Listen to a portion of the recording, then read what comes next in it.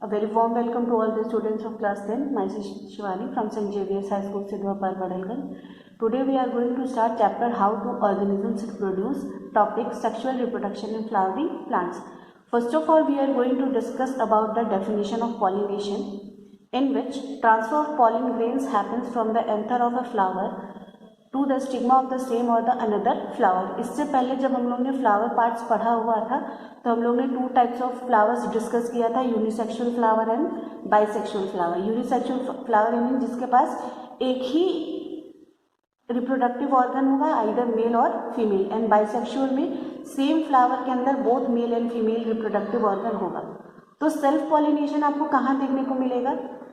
उन फ्लावर्स के अंदर जहाँ पे एंड्रोशियम एंड गाइनोशियम एक ही फ्लावर में है, यानी कि जो मेल स्टेमन है और फीमेल कार्पल है, जो दोनों आपको एक ही फ्लावर में दिखेगा। तो जो स्टेमन से जो पॉलन ग्रेन निकलेगा वो पॉलन ग्रेन जो है वो सेम फ्लावर के स्टिग्मा पे जाके लैंड हो जाएगा। ठीक है, इसका एग्जाम्पल क्या होगा? P and hibiscus. And second is the next is cross pollination. Cross pollination, transfer of pollen grains from the anthers of a flower to the stigma of a flower on another plant of the same species। यानी कि यहाँ पे pollen एक flower के अंदर बनेगा, एक anther के अंदर, और वो दूसरे फ्लावर पे जाएगा जहाँ पे फीमेल फ्लावर जिसके पास कार्पल या पिस्टिल होगा वो कि दूसरे प्लांट पे होगा जो कि सेम स्पीशीज का प्लांट होगा। ठीक है, इसका एग्जाम्पल क्या क्या है? जैसे लेडी फिंगर है, टोमेटो है, ब्रिंजल है। ज़्यादातर फ्लावरिंग प्लांट्स में क्रॉस पॉलिनेशन ही देखा जाता है। ठीक है, on maturity anther burst to release the pollen grains, यानी कि जो स्टेमन होता है, स्टेमन के अंदर एंथर होता है, एंथर के अंदर जो है वो पॉलन ग्रेन होता है जिसके अंदर मेल गैमेट होता है। ठीक है, तो जब मैच्योर होता है एंथर तो एंथर बर्स्ट करता है और एंथर के बर्स्ट होने से जो पॉलन ग्रेन है वो रिलीज हो जाता है। ठीक है, pollen grains are carried with the help of many agents such as insects, birds, wind and water। तो ये pollen grain एक फ्लावर से दूसरे फ्लावर ले जाने के लिए बहुत से एजेंट होते हैं। मेनली यहाँ पे हम लोग क्रॉस पॉलिनेशन के लिए डिस्कस कर रहे हैं, क्योंकि सेल्फ पॉलिनेशन में तो एंथर भी एक ही फ्लावर में है और स्टिग्मा भी एक ही फ्लावर में है, तो वहाँ पे ये कॉन्सेप्ट अप्लाई नहीं होगा।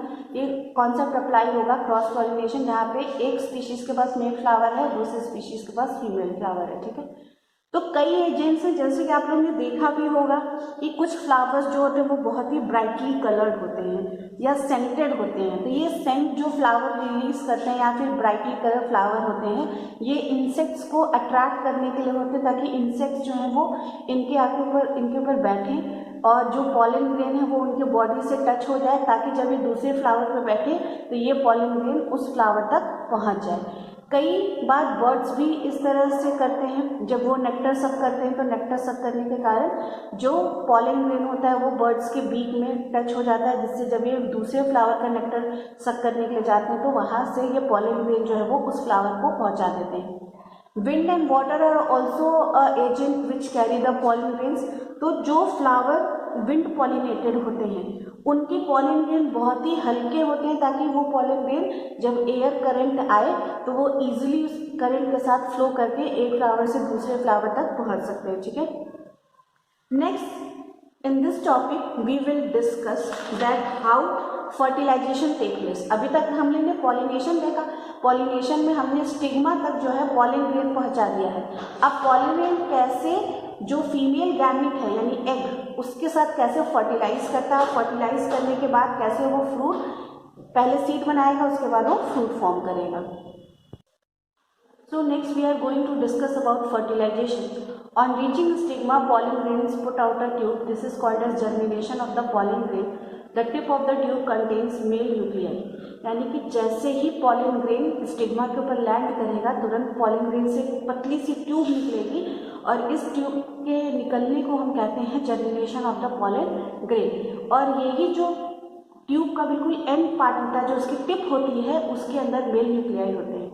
The tube grows and enters the ovule through a small opening called micropipe, where tube bursts to release two male gametes। यानी कि जो पॉलन ग्रेन की जो ट्यूब होती है उसके अंदर दो मेल न्यूक्लियाई होते हैं पर ट्यूब में। ठीक है, ये ट्यूब जैसे ही पॉलन ग्रेन स्टिग्मा पे लैंड करेंगे, ये ट्यूब जैसे ही ग्रो करेगी ये ओव्यूल के अंदर एंटर करेगी और ओव्यूल के अंदर एंटर करने के लिए एक स्मॉल ओपनिंग होती है जिसको हम कहते हैं माइक्रोपाइल, ये वहाँ से ये ट्यूब अंदर एंटर करती है ओव्यूल के, और वहाँ पे जाके ये ट्यूब बर्स्ट कर जाती है, और बर्स्ट करने से इसके अंदर जो 2 मेल गैमेट होते हैं वो वहाँ पे रिलीज हो जाते हैं। One male gamete fuses with the egg and this fusion is called as fertilization.